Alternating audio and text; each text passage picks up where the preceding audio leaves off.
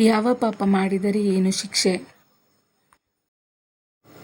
ಯಾವ ವ್ಯಕ್ತಿ ತನ್ನ ಗಂಡ ಅಥವಾ ಹೆಂಡತಿಯನ್ನು ಹೊರತುಪಡಿಸಿ ಪರರೊಂದಿಗೆ ಸಂಬಂಧ ಬೆಳೆಸುತ್ತಾರೋ ಅವರಿಗೆ ನರಕದಲ್ಲಿ ಸಾಕಷ್ಟು ಉಗ್ರವಾದ ಶಿಕ್ಷೆಯು ಕಾದಿದೆ.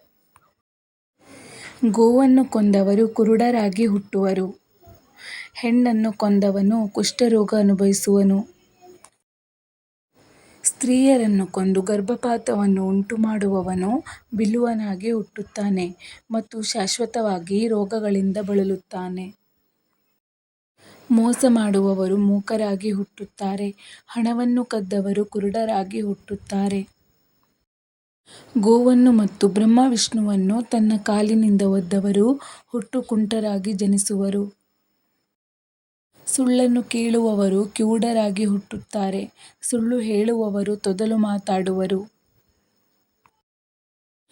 ವಿಷ ಕೊಟ್ಟವರು ಹುಚ್ಚರಾಗಿ ಹುಟ್ಟುವರು. ಮಹಿಳೆಯನ್ನು ಅಪಹರಿಸಿದರೆ ಬ್ರಹ್ಮರಾಕ್ಷಸನಾಗುವ ಶಿಕ್ಷೆ.